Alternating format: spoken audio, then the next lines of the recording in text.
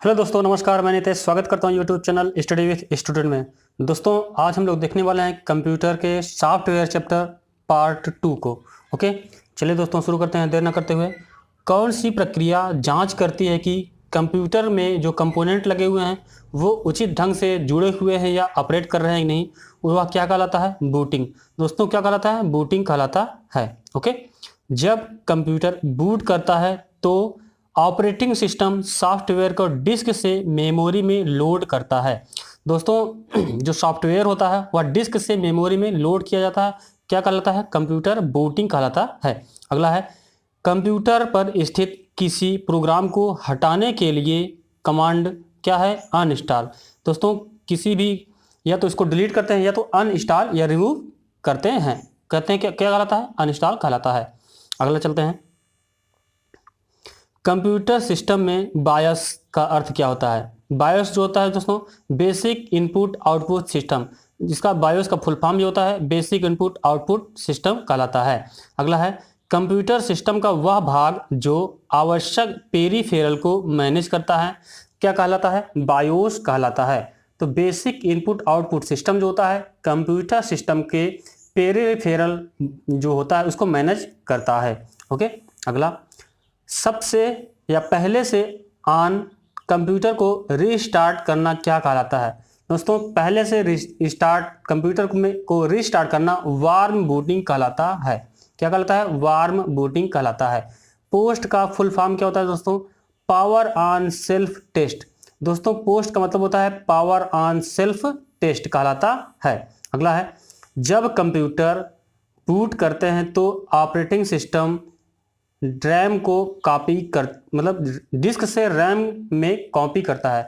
दोस्तों, जब बूटिंग होती है तो जो मेमोरी में सेव होता है वह रैम में कॉपी किया जाता है। रैंडम एक्सेस मेमोरी में उसको कॉपी किया जाता है। ओके, अगला है GIF, graphical interchange format. Graphical interchange format GIF का फुल फॉर्म होता है। अगला है, इसका प्रयोग स्क्रीन पर प्रदर्शित हुए चित्र आइकन को कंप्यूटर सिस्टम में को कमांड भेजने के लिए किया जाता है। तो कंप्यूटर सिस्टम में जो आइकन होता है उसको कमांड भेजने के लिए ग्राफिकल यूजर इंटरफेस GUI कहते हैं। GUI ग्राफिकल यूजर इंटरफेस कहलाता है। अगला है, जो अनुदेश आसानी से समझा जा सके उसे कहते हैं यूजर फ्रेंडली। यूजर फ्रेंडली कहलाता है। अनाधिकृत रूप से सॉफ्टवेयर की कॉपी या सॉफ्टवेयर की कॉपी करना और उसका वितरण करना क्या कहलाता है? Software piracy. दोस्तों, कोई भी होता है सॉफ्टवेयर, अगर उसको हम अनाधिकृत रूप से यूज करते हैं तो सॉफ्टवेयर पायरेसी कहलाता है। अगला है, कुछ विशेष प्रतिबंधों के साथ सॉफ्टवेयर के उपयोग का कानूनी अधिकार प्रदान होता है। Software licence. सॉफ्टवेयर लाइसेंस के द्वारा हमको प्रदान किया जाता है।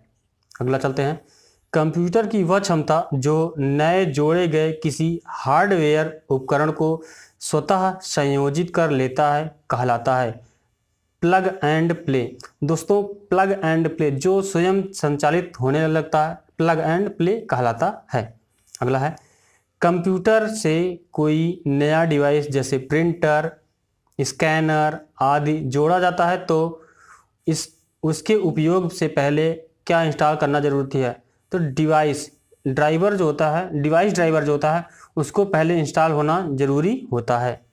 अगला, जब कंप्यूटर को बंद या चालू स्थिति तो इससे कहते हैं। दोस्तों, जब बंद से चालू किया जाता है तो क्या कहलाता है? कोल्ड बूटिंग कहलाता है। दोस्तों, जब चलता हुआ सिस्टम रीस्टार्ट किया जाता है तो उसको कहते हैं वार्म बूटिंग कहलाता है। दोस्तों, पावर ऑन सेल्फ टेस्ट क्या कहलाता है? पावर ऑन सेल्फ टेस्ट कहलाता है कोल्ड बूटिंग कहलाता है। कॉपीराइट सॉफ्टवेयर का बिना अनुमति के आदान प्रदान करना अनैतिक कहलाता है। कॉपीराइट ला के उल्लंघन को कहलाता है या कॉपीराइट होता है। अगला, किसी सॉफ्टवेयर प्रोग्राम को सेकेंडरी स्टोरेज मीडिया से हार्ड डिस्क में कॉपी करना कहलाता है सॉफ्टवेयर इंस्टॉलेशन। दोस्तों, सॉफ्टवेयर इंस्टॉलेशन कहलाता है। अगला, एक से अधिक प्रोसेसर का साथ साथ ही एक मेमोरी पर परिचालन कहलाता है। तो एक से अधिक प्रोसेसर का साथ साथ एक ही मेमोरी पर परिचालन करना मल्टी प्रोसेसिंग कहलाता है। फर्मवेयर से तात्पर्य क्या है? फर्मवेयर से तात्पर्य क्या है? अनुदेशों का वह समूह जो कंप्यूटर के रोम में निर्माण के समय ही स्टोर कर दिया जाता है। तो कंप्यूटर के निर्माण के समय ही जो स्टोर कर दिया जाता है उसको फर्मवेयर कहते हैं। अगला, सॉफ्टवेयर प्रोग्राम जो उच्च स्तरीय भाषा के में लिखे प्रोग्राम को स्वीकार करता है, ऑब्जेक्ट प्रोग्राम उत्पन्न करता है, उसको कहते हैं कंपाइलर। कंपाइलर कहते हैं। अगला, किस प्रकार का सॉफ्टवेयर मुफ्त वितरित होता है लेकिन कुछ समय बाद प्रयोग जारी रखने के लिए प्रयोक्ता को कुछ रकम अदा करनी होती है? तो शेयरवेयर कहलाता है। अगला है, सॉफ्टवेयर और हार्डवेयर का मिश्रण क्या कहलाता है? फर्मवेयर कहलाता है। रोम में स्टोरेज किए गए सॉफ्टवेयर प्रोग्राम कहलाते हैं, फर्मवेयर कहलाते हैं। ग्रुपवेयर क्या है? एक यूटिलिटी सॉफ्टवेयर है। ग्रुपवेयर क्या है? एक यूटिलिटी सॉफ्टवेयर है। अगला, उपयोगकर्ता यह कैसे निर्धारित कर सकता है कि कंप्यूटर पर कौन सा प्रोग्राम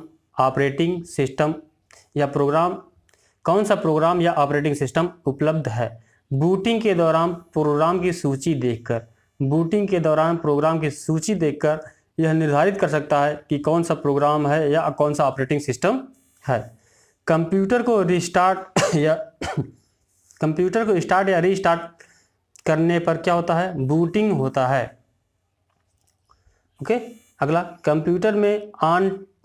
जब कंप्यूटर को ऑन किया जाता है तो ऑपरेटिंग सिस्टम रैम में लोड होता है, यह प्रक्रिया कहलाती है बूटिंग प्रक्रिया कहलाती है। ऐसा सॉफ्टवेयर प्रोग्राम जो इनपुट और आउटपुट उपकरणों को शेष कंप्यूटर प्रणाली के संवाद की अनुमति देता है कहते हैं, क्या कहते हैं? ड्राइवर। दोस्तों, ड्राइवर जो होते हैं वह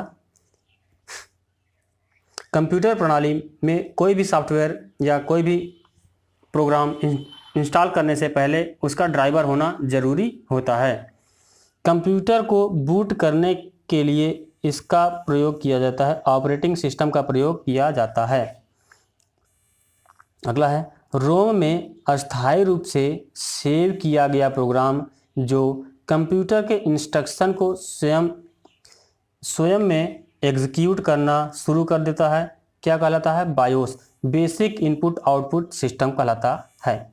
जब कंप्यूटर ऑन होता है तो बूटिंग प्रक्रिया स्वतः करता है, तो इसको कहते हैं post power on self test कहलाता है। ओके दोस्तों, आज के लिए इतना ही। मिलते हैं नेक्स्ट वीडियो में, तब तक के लिए जय हिंद।